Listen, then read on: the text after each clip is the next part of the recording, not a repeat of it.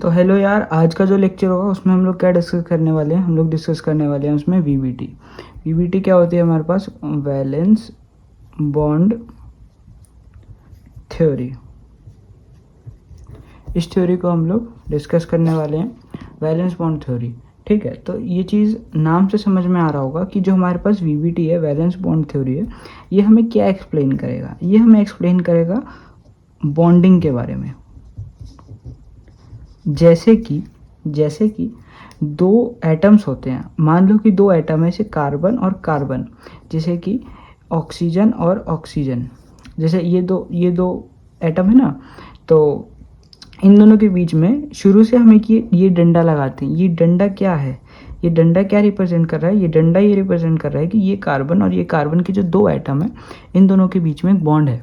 वैसे ही ये ऑक्सीजन है, इस ऑक्सीजन के बीच में जो हमने ये दो डंडे लगाए हैं, ये दोनों क्या हैं? ये दोनों डबल बॉन्ड है। अच्छा, इस डबल बॉन्ड में भी ये सुना होगा कि जो ये वाला बॉन्ड है, पहला वाला, ये एक सिग्मा होता है और एक बॉन्ड पाई होता है। ये सारी चीज़ें हमें कैसे पता लगी? ये सारी चीज़ें हमें एक्सप्लेन करती है वीबीटी। ठीक है, वीबीटी और क्या एक्सप्लेन करती है? इससे पहले भी बॉन्डिंग को एक्सप्लेन किया गया था। जो बॉन्डिंग होती है, ये हम बॉन्डिंग किसकी बात कर रहे हैं? कोवेलेंट बॉन्डिंग की बात कर रहे हैं। तो कोवेलेंट बॉन्डिंग को हमारे लुईस स्ट्रक्चर्स के द्वारा भी एक्सप्लेन किया गया था, लेकिन उसमें क्या चीज़ें थी? उसमें बहुत सारी कमियां थी। जैसे कि लुईस स्ट्रक्चर में हमें अच्छे से शेप के बारे में पता नहीं चलता था। ठीक है, उसके बाद हमें स्टेबिलिटी के बारे में पता नहीं चलता था। ये सारी चीज़ें, जैसे याद मान लो कहो कि बॉन्ड स्ट्रेंथ के बारे में पता नहीं चलता था। ठीक है, तो ये सारी चीज़ें जो थी, ये हमारा लुईस एक्सप्लेन नहीं कर पा रहा था। तो हमारे पास क्या आई? हमारे पास एक मॉडर्न थ्योरी है, वैलेंस बॉन्ड थ्योरी। अब ये वैलेंस बॉन्ड थ्योरी बताएगी कि मान लो दो मॉलिक्यूल है, दो एटम है, एक कार्बन का, एक ऑक्सीजन का, या नाइट्रोजन का। तो इन तीनों के बीच में बॉन्ड कैसे फॉर्मेशन होगा। ठीक है, तो वो चीज़ हमें वीबीटी बताएगी। वही चीज़ हम लोग समझने वाले हैं। दूसरी बात, यही चीज़ आगे जाके हमारे पे समझाएगी हाइब्रिडाइजेशन के बारे में। ठीक है, तो मैं बहुत अच्छे से इस बात को डिस्कस करूँगा कि मतलब ये बहुत कन्फ्यूजन रहता है कि हम सुनते हैं sp हाइब्रिडाइज्ड ऑर्बिटल्स। ठीक है, sp2 हाइब्रिडाइज्ड ऑर्बिटल्स, sp3, ये sp2, sp3, ये सब क्या है? ये हाइब्रिडाइजेशन क्या है? हमें हाइब्रिडाइजेशन की ज़रूरत क्यों पड़ी? ये सारी चीज़ें हम इस लेक्चर में हम लोग समझने वाले हैं, शुरू से लेके। ठीक है, तो थोड़ा भी बेसिक अगर जानकारी है कुछ ऑर्बिटल्स के बारे में कि ऑर्बिटल्स क्या होती हैं, नहीं होती हैं, तो ये लेक्चर बहुत अच्छे से समझ में आएगा अगर थोड़ी भी जानकारी है तो। ठीक है, वैसे तो मैं अपनी पूरी कोशिश करूँगा कि पूरा लेक्चर सभी को समझ में आ जाए। ठीक है, तो सबसे पहले मैं 2-3 बातें डिस्कस करूँगा। बस मैं याद दिलाना चाह रहा हूँ कि हमारे पास मैं 2 तरह के ऑर्बिटल्स के बारे में बात करूँगा, जिसमें से एक है हमारे पास s ऑर्बिटल और दूसरा है हमारे पास p ऑर्बिटल। बहुत बेसिक बात करूंगा। s ऑर्बिटल, जैसे s ऑर्बिटल को देखा होगा कि हम ऐसे ड्रॉ करते हैं, और p ऑर्बिटल को हम ऐसे ड्रॉ करते हैं। अच्छा, ऑर्बिटल्स क्या होती है? ऑर्बिटल्स सिंपली ये समझ लो वो रीजन्स होती हैं जहाँ पे इलेक्ट्रॉन्स मिलने की प्रोबेबिलिटी जो है वो बहुत ज़्यादा है। ठीक है, तो ऑर्बिटल्स ऐसा कोई खास वो नहीं होता, एक एटम के वो रीजन्स जहाँ पे क्या कहते हैं, इलेक्ट्रॉन्स मिलने की प्रोबेबिलिटी बहुत ज़्यादा होती है। ठीक है, क्योंकि ये जो थ्योरी है ना, इसे मान लो वीबीटी है, मैं बहुत अच्छे से समझाना चाह रहा हूँ कि जो वीबीटी हो गया, या बाद में चल के हम पढ़ेंगे एमओटी, जिसको हम कहते हैं मॉलिक्यूलर ऑर्बिटल थ्योरी, जो कि एक मॉलिक्यूल के क्या कहते हैं, मॉलिक्यूल के उसको बहुत अच्छे से बताता है। जैसे CO मॉलिक्यूल होता है ना, जैसे कार्बन और ऑक्सीजन, CO एक मॉलिक्यूल हो गया, तो ये CO मॉलिक्यूल की ऑर्बिटल्स के बारे में एमओटी बहुत अच्छे से एक्सप्लेन करता है। अब ये दोनों जो थ्योरी है ना, ये तीनों मॉडर्न थ्योरीज हैं। तो ये मॉडर्न थ्योरी होने के कारण ये समझते हैं कि जो एटम्स है उसमें जो इलेक्ट्रॉन्स प्रेजेंट है, वो इलेक्ट्रॉन्स क्या है? वेव्स के फॉर्म में प्रेजेंट है। मींस इलेक्ट्रॉन्स किसी पर्टिकुलर पोजीशंस पे प्रेजेंट नहीं है, वो मूव कर रहे हैं, ठीक है, तो वो वेव फॉर्म में मूव कर रहे हैं, ठीक है, इतना डीप जाने की जरूरत नहीं। पर हाँ, एस ऑर्बिटल को देखा होगा कि वो कुछ ऐसे रिप्रेजेंट करते हैं, पी ऑर्बिटल को ऐसे रिप्रेजेंट करते हैं। अच्छा, एस ऑर्बिटल में ऐसे हम 2 इलेक्ट्रॉन ड्रॉ करते हैं, पी ऑर्बिटल में हम ऐसे टोटल ऑफ 6 इलेक्ट्रॉन ड्रॉ कर लें। एस ऑर्बिटल का शेप कैसा होता है, ऐसा कुछ सर्कुलर सा, स्फेरिकल सा, सॉरी, क्योंकि ये 3D चीज़ें हैं, तो ये स्फेरिकल सा शेप होता है एस ऑर्बिटल का। और वैसे ही पी ऑर्बिटल का शेप क्या होता है, अब देखो यहाँ पे जो एस है ये किसी एक्सिस में प्रेजेंट नहीं होता है, ठीक है, मतलब ये डायरेक्शनल नहीं होता है। जैसे यहाँ पे पी में देखो ध्यान से कि 1 2 3 है, इसको हम कैसे रिप्रेजेंट करते हैं, इसको हम रिप्रेजेंट करते हैं P X P Y P Z. P X P Y P Z क्या है, पी ऑर्बिटल का शेप कैसा होता है, डम्बल शेप्ड होता है, ठीक है। तो मान लो कि ये मेरा एक्सिस है, तो ये हमारा हो गया पी एक्स, और सॉरी ये हो गया हमारा पी वाई ऑर्बिटल, क्योंकि ये क्या है, वाई एक्सिस पे प्रेजेंट है। वैसे ही अगर मुझे पी एक्स ड्रॉ करना हो तो ऐसे करके ये मेरा पी एक्स ऑर्बिटल हो गया, ठीक है, ऐसे। वैसे ही पी जेड अगर मुझे ड्रॉ करना हो तो मैं इसको कुछ ऐसे करके ड्रॉ करूँगा, ये मेरा पी जेड ऑर्बिटल हो गया। इसमें सिर्फ क्या फ़र्क आ रहा है, एक्सिस का फ़र्क आ रहा है। इतनी बात समझ में आ गई। मैं बस शेप दिखाना चाह रहा हूँ कि देखो पी एस का ऐसा शेप होता है, पी का ऐसा शेप होता है, ठीक है, बस इतनी सी बात थी, इसमें और कुछ नहीं था। आगे बढ़ते हैं। अब हम रियलिटी में बात करेंगे बॉन्ड फॉर्मेशन की, कि वीबीटी सही रियलिटी में एक्सप्लेन क्या कर रहा है हमें, वीबीटी के बॉन्ड फॉर्मेशन के बारे में क्या बता रहा है। तो उसके लिए हम पहला पॉइंट देखेंगे कि वीबीटी हमें ये बता रहा है कि वीबीटी के पोस्टुलेट्स कह लो, या तो वीबीटी के पोस्टुलेट क्या है। वीबीटी हम पहली बात क्या कहती है, पहली बात हमें वीबीटी कहती है कि जो बॉन्ड फॉर्मेशन होता है वो किससे होता है, ओवरलैपिंग ऑफ ऑर्बिटल्स। अच्छा, अब इसी लाइन से तुम्हें समझ में आ जाएगा कि ओवरलैपिंग ऑफ ऑर्बिटल्स क्या होती हैं। मान लो वीबीटी कहती है कि 2 एटम है, मान लो कि मैं वापस से 2 एटम कंसीडर करता हूँ, कार्बन कार्बन। अब इस कार्बन कार्बन में हो सकता है यहाँ पे एक एस ऑर्बिटल हो, एक एस ऑर्बिटल हो। तो मान लो कि ये 2 एस ऑर्बिटल हैं, ये दोनों ओवरलैप करेंगे, मीन्स ये दोनों ऐसे पास में आएंगे, और ये दोनों ऐसे करके ऐसे, ये कुछ ऐसा स्ट्रक्चर बनाएंगे। अब यहाँ पे देखो, अगर ये 1 वाला था, ये 2 वाला था, तो ये 1 है, ये 2 है, इसके बीच में ये वाला जो हिस्सा हो गया, ये कौन सा हिस्सा हो गया, ओवरलैप्ड हिस्सा हो गया। ऐसे ओवरलैपिंग होती है और बॉन्ड का फॉर्मेशन होता है। वैसे ही एक और एग्जांपल अगर मैं लूँ, तो यहाँ पे देखो, मान लो कि मैं यहाँ पे पी ऑर्बिटल ड्रॉ करता हूँ, सॉरी यहाँ पे मैं मान लो कि पी एक्स ऑर्बिटल ड्रॉ करता हूँ। ये कौन सा ऑर्बिटल है, पी एक्स, एक्स एक्सिस में प्लस पी एक्स। अच्छा, ये दोनों ऐसे आएंगे, पास में आएंगे, तो ये एक ऐसे हो गया, ये ऐसे हो गया। देखो ये वाला हिस्सा ओवरलैप हो गया, ठीक है। ऐसे ही हमारे पास ये देखो, एक ये एस ऑर्बिटल हो गया, प्लस हमारे पास यहाँ पे एक पी एक्स ऑर्बिटल हो गया। ये दोनों कैसे ओवरलैप करेंगे, ये दोनों ऐसे करके ओवरलैप करेंगे। तो यहाँ पे जो ओवरलैपिंग हो रही है ना, इसी को हम कहते हैं क्या कहते हैं, ओवरलैपिंग हो रही है, और इसी से हमारा क्या होता है, बॉन्ड फॉर्मेशन होता है, ठीक है। इतनी बात समझ में आ गई। अच्छा, इसमें और भी कुछ ऐसे बेसिक बातें हैं, वो भी एक बार देख लेते हैं। और क्या कहती है वीबीटी कहती है कि जितना क्या कहते हैं, जो एक्सटेंट ऑफ ओवरलैपिंग होता है, जैसे मान लो ये एक एस ऑर्बिटल है और इधर भी एक एस ऑर्बिटल है, ये जो एक्सटेंट ऑफ ओवरलैपिंग है इन दोनों का,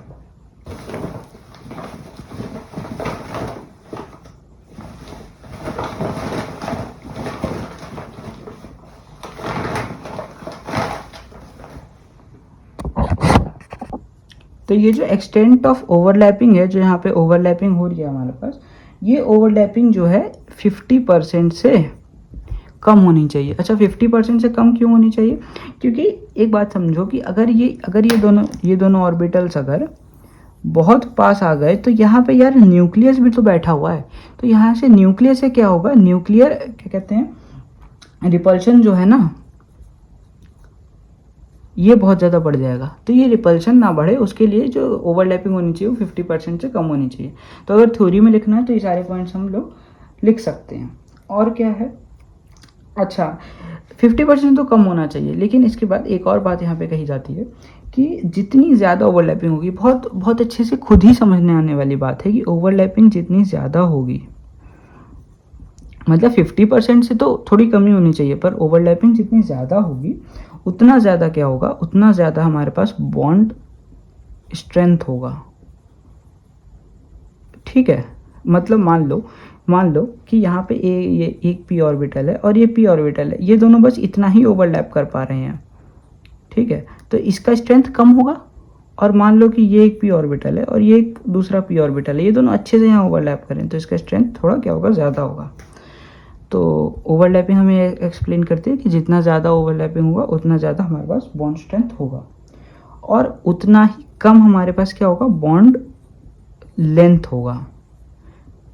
ठीक है, देखो यहाँ पे अगर ये दोनों ज़्यादा दूर रहेंगे तो बॉन्ड लेंथ क्या होगा, बॉन्ड की दूरी क्या होगी, ज़्यादा बढ़ जाएगी।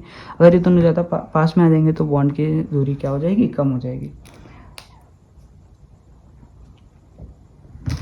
अब एक और चीज़ ये बात करती है, दूसरी एक और बात है इसमें, वो है हमारे पास डायरेक्शनल ऑर्बिटल्स और नॉन डायरेक्शनल ऑर्बिटल्स का। अच्छा, directional orbitals non directional orbital क्या होते हैं, बहुत ईजी चीज़ होती है, ऐसी कोई खास चीज़ नहीं होती है डायरेक्शनल नॉन डायरेक्शनल ऑर्बिटल।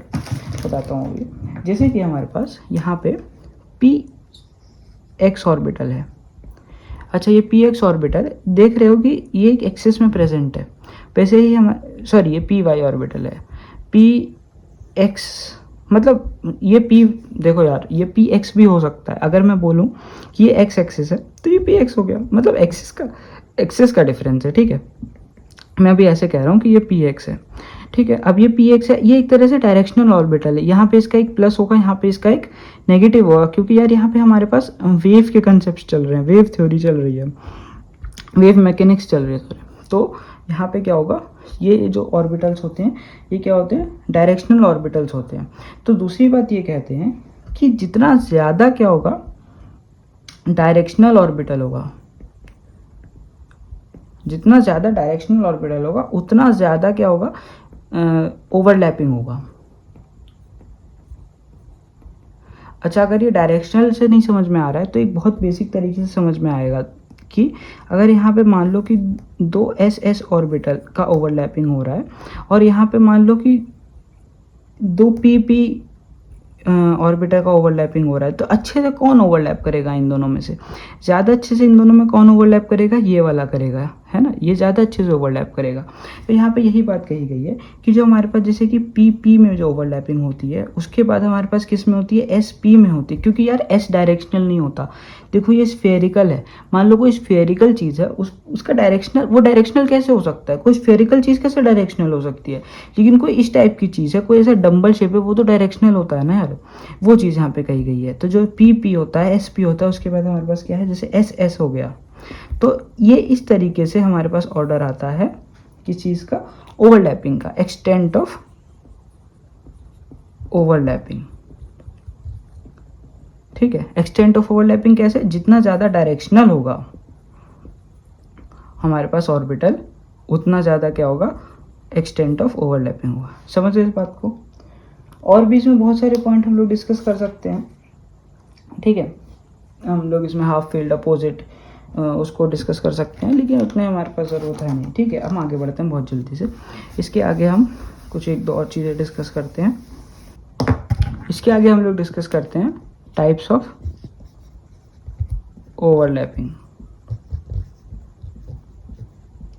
अच्छा, टाइप्स ऑफ ओवरलैपिंग में क्या होती है, अब देखो यार ओवरलैपिंग दो तरीके की होती हैं। दो तरीके की कैसी होती हैं, एक होती है एक्सियल ओवरलैपिंग और दूसरी कौन सी होती है, साइडवेज और पैरेलल ओवरलैपिंग। इससे हमें क्या समझ में आएगा, मैं पहले बता दे रहा हूँ। अगर तुम्हें ये समझ में नहीं आता कि सिग्मा ऑर्बिटल क्या होती है, पाई ऑर्बिटल क्या होती हैं, वो अभी समझ में आएगा कि सिग्मा और पाई हम कैसे डिफाइन करते हैं। ठीक है, तो उसके लिए हमें क्या समझना पड़ेगा, एक्सियल और पैरेलल ओवरलैपिंग कैसे होती हैं, क्या होती हैं, इस चीज़ को समझते हैं। तो जैसे कि जो एक्सियल ओवरलैपिंग होती है ये क्या होती है, along inter nuclear axis, inter nuclear axis. अब इंटर न्यूक्लियर एक्सिस कैसे होती है मैं बताता हूँ। इंटर न्यूक्लियर एक्सिस का मतलब कि हम यहाँ पे हम क्या लेंगे, एक एक्सिस लेंगे, एक एक्सिस लेंगे और इसी एक्सिस के अलोंग क्या होगा, हमारे पास ओवरलैपिंग होगा। तो कैसे होगा, डायग्राम से देखो। मान लो कि मैं यहाँ पे एस एस ओवरलैपिंग की बात करता हूँ। किसकी बात करता हूँ, एस एस ओवरलैपिंग की बात करता हूँ। एस एस ओवरलैपिंग होगा तो कैसे होगा, मान लो यहाँ पे एक एस ऑर्बिटल है प्लस एक और यहाँ पे हमारे पास एस ऑर्बिटल है, ठीक है। ये दोनों एस ऑर्बिटल जब ऐसे कंबाइन होंगे तो ये दोनों कैसे होंगे, ऐसे करके। मीन्स ये कैसे हुआ, ये along the inter nuclear axis हो गया। अगर ये मैं INA मानूँ, ये along the inter nuclear axis हुआ। उसके बाद एक और एग्जांपल देखो और अच्छे समझ में आएगा। SP की मैं बात कर रहा हूँ यहाँ पे। SP में क्या होगा, SP में कैसे होगा, मान लो यहाँ पे ये s ऑर्बिटल है प्लस यहाँ पे एक px ऑर्बिटल है। ये दोनों ओवरलैप करेंगे, ये हमारा इंटर न्यूक्लियर एक्सिस है, ये हमारे पास ये हो गया और ये हमारे पास ये हो गया। ये हमारे पास SP ओवरलैपिंग हो गया, ये भी अलोंग इंटर न्यूक्लियर एक्सिस है, ठीक है। वैसे ही मान लो कि मैं यहाँ पे कहता हूँ एक और, जैसे PX प्लस PX, जल्दी से देख लो। तो ये भी क्या हुआ, ये हमारे पास एक्सिस हो गया, यहाँ पे PX यहाँ पे PX, ये हो गया हमारे पास। इसके बाद हमारे पास आती है कौन सी, सेकेंड पार्ट हमारे पास क्या था, साइडवेज और पैरेलल और लेटरल, ठीक है। तीनों एक ही चीज़ है, साइडवेज पैरेलल लेटरल एक ही चीज़ है। इसमें क्या होगा, इसमें हमारे पास ओवरलैपिंग क्या होगा, अलोंग, सॉरी एबव, अलोंग तो उसमें होता था, एबव या बिलो इंटर, एबव या बिलो इंटर न्यूक्लियर एक्सिस। ये कैसे होगा, डायग्राम से देखो बहुत अच्छे समझ में आएगा। अब मैं डायग्राम से बताता हूँ। देखो अगर यहाँ पे मैं बात करूँ कि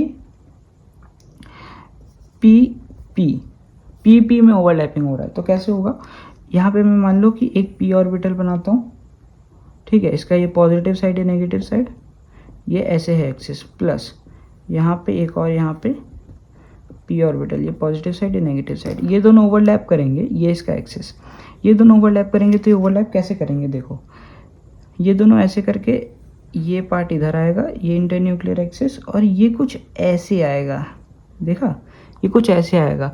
तो यहाँ पे क्या है, ये हमारे पास इंटर न्यूक्लियर एक्सिस है, यहाँ बीच में देखो एक स्पेस बना है ना, यहाँ देखो ये बीच में ये वाला स्पेस बना, यहाँ पे ओवरलैपिंग हुई और यहाँ पे ओवरलैपिंग हुई। तो इंटर न्यूक्लियर एक्सिस के एबव या बिलो, है ना, एबव और बिलो यहाँ पे जो हो रही है ओवरलैपिंग हो रही है ना। डिफरेंस पता चल रहा है कि PX कैसे हो रहा था, अलोंग इंटर न्यूक्लियर एक्सिस, इसमें क्या हो रहा है, एबव एंड बिलो की बात हो रही है। वैसे ही अगर मैं एक और एग्जांपल करूं, अच्छा अब इसमें क्या हो सकता है, ये PY हो सकता है ना। इसमें क्या हो सकता है, PY ओवरलैप करेंगे तो ऐसा होगा, PX करेंगे तो ऐसा हो जाएगा, समझे। वैसे ही मान लो कि मैं यहाँ पे बात करता हूँ P और D ऑर्बिटल की, तो PD जो ओवरलैप करेंगे, तो जैसे मान लो कि मैं यहाँ पे चूज़ करता हूँ एक PY ऑर्बिटल है, ये हमारे पास कौन सा है, PY, ये ऐसे है, प्लस एक मान लो यहाँ पे मैं करता हूँ DXY, जैसे ये DY में, ये देखो DXY मैं लेना चाहता हूँ, ठीक है। तो DXY अगर मैं लेना चाहता हूँ तो ये दोनों कैसे ओवरलैप करेंगे, ये ऐसे कुछ आएगा और इधर से ये D ऑर्बिटल कुछ इस टाइप से बनेगा, है ना। तो यहाँ पे देखो ये इंटर न्यूक्लियर एक्सिस है, थोड़ा ओवरलैपिंग हो रहा है, थोड़ा ओवरलैपिंग यहाँ हो रहा है। तो ये कौन सा हो गया, PD ओवरलैपिंग। इसको हम क्या कहते हैं, इसको हम कहते हैं P D बॉन्ड। एक और बात मैं बता दूं, अब तुम समझ चुके हो कि साइडवेज ओवरलैपिंग क्या होती है और हमारे पास एक्सियल ओवरलैपिंग क्या होती है। अब ये बात समझो कि जब भी, बहुत इंपॉर्टेंट बात है, जब भी हमारे पास एक्सियल ओवरलैपिंग होगा तो कौन सा बॉन्ड का फॉर्मेशन होगा, हमारे पास सिग्मा बॉन्ड का फॉर्मेशन होगा, ठीक है। और जब भी हमारे पास साइडवेज पैरेलल लेटरल तीनों एक ही चीज़ है, जब इसका फॉर्मेशन होगा तो हमारे पास क्या फॉर्मेशन होगा, पाई बॉन्ड का फॉर्मेशन होगा। समझे इस बात को, पाई बॉन्ड फॉर्मेशन होता है कब, जब इस टाइप का ओवरलैपिंग होता है। सिग्मा बॉन्ड फॉर्मेशन कब होता है, जब एक्सियल होता है। जैसे मान लो कि SS में हो जाए, ठीक है, SP में हो जाए, इस टाइप में क्या होता है, एक्सियल ओवरलैपिंग, और ये फॉर्म क्या होता है, सिग्मा बॉन्ड फॉर्म होता है। एक और चीज़ अगर तुमने ध्यान दी होगी, तो जब हमारे पास एस और पी में ओवरलैपिंग होती है तो एक लोब इसका होता है और एक लोब इसका होता है, और ये क्या होता है, इसको हम कहते हैं वन लोब इंटरेक्शन। जबकि हमारे पास सिग्मा या पैरेलल वाले में क्या होते हैं, दो लोब्स का इंटरेक्शन होता है। ठीक है, यहाँ पे इसका ऊपर की साइड का एक लोब, इसका एक लोब, इसका एक लोब, इसका एक लोब, तो ये दो लोब हो गया ना, तो इसको हम कहते हैं टू लोब्स इंटरेक्शन। वैसे ही यहाँ पे इसका इसका इसका इसका, तो दोनों का एक एक लोब, दोनों इंटरेक्ट कर रहे हैं, तो ये क्या हो गया, दो लोब इंटरेक्शन। जबकि यहाँ पे कैसा था, एक लोब इसका एक लोब इसका, बस यही दोनों हो रहे हैं ना। लेकिन इसमें क्या हो रहा है, ऐसा मतलब ये देखो, ये डुअल है, ये डबल हो रहा है। ये मान लो कि अगर मैं यहाँ पे कह रहा हूँ एक ही इंटरेक्शन हो रहा है, तो यहाँ पे एक इंटरेक्शन आईएनए के ऊपर हो रहा है, एक आईएनए के नीचे हो रहा है। समझे इस बात को। तो ये क्या होता है हमारे पास, टू लोब इंटरेक्शन होता है, टू लोब इंटरेक्शन। और ये क्या होता है, वन लोब इंटरेक्शन। समझ गए इस बात को। अब ऐसे ही हमारे पास ये अगर हम साइडवेज ओवरलैपिंग की बात करें तो पी पी पी डी, और यहाँ पे क्या हो सकता है, डी और डी में भी हमारे पास ओवरलैपिंग हो सकता है। जैसे मान लो कि यहाँ डी एक्स वाई है, मैं यहाँ पे एक और डी एक्स वाई ले लूँ, है ना, तो इन दोनों में भी तो ऐसे हो सकता है ना ओवरलैपिंग, ये ऐसे ओवरलैप करेगा, इधर से ओवरलैप करेगा, तो ये कौन सी ओवरलैपिंग हो गई, डी एक्स वाई। ऐसे करके हमारे पास ये वैलेंस बॉन्ड थ्योरी काम करती है। ठीक है,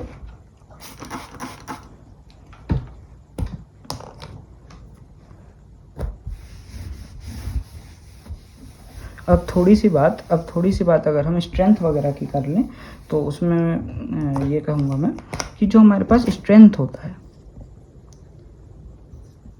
वो हमारे पास क्या होता है, सिग्मा वाले का स्ट्रेंथ जो होता है वो ज़्यादा होता है किससे, पाई से।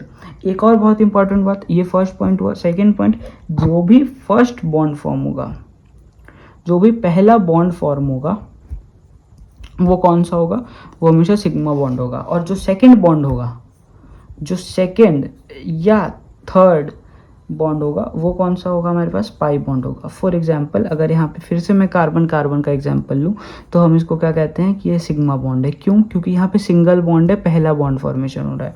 वैसे ही अगर मैं यहाँ ओ का एग्जांपल लूँ, तो यहाँ पे कौन सा, जो पहला बॉन्ड फॉर्मेशन हो गया वो हो गया सिग्मा, और जो दूसरा बॉन्ड फॉर्म हो गया ये हो गया पाई। ऐसे ही अगर कोई ट्रिपल बॉन्ड में लूँ, तो यहाँ पे एक बॉन्ड होगा हमारे पास सिग्मा, और यहाँ पे दो क्या हो जाएंगे, पाई हो जाएंगे। तो अगर किसी मॉलिक्यूल में देता है कि सिग्मा और पाई बॉन्ड्स काउंट करो, तो ये आप बहुत अच्छे से काउंट कर सकते हो अगर तुम थोड़ा भी स्ट्रक्चर बना लो। जैसे मान लो कि H2O का स्ट्रक्चर अगर मैं बनाऊँ, तो H2O कुछ ऐसा अगर मैं स्ट्रक्चर बनाना चाहूँ, ठीक है, तो यहाँ पे देखो ये सिग्मा ऐसे करके बहुत अच्छे से काउंट कर सकते हो। पहला जो होता है वो सिग्मा होता है, और जो दूसरा या तीसरा जो भी बॉन्ड फॉर्म होता है वो होता है पाई बॉन्ड का फॉर्मेशन। देता हूँ कि किसकी स्ट्रेंथ ज़्यादा होती है, किसकी स्ट्रेंथ कम होती है। बस जैसे अगर हम सिग्मा बॉन्ड की ही स्ट्रेंथ की बात करें, तो हमारे पास क्या होती है, 1s की सबसे ज़्यादा स्ट्रेंथ होती है। उसके बाद हमारे पास 1s 2s की स्ट्रेंथ सबसे ज़्यादा होती है। उसके बाद हमारे पास 2s की स्ट्रेंथ सबसे ज़्यादा होती है। ठीक है, ये ऐसा क्यों हो रहा है, अगर तुम ये पूछो कि ऐसा क्यों हो रहा है, तो ऐसा इसलिए हो रहा है कि जो शेल होती है वो न्यूक्लियस के, जो शेल होती है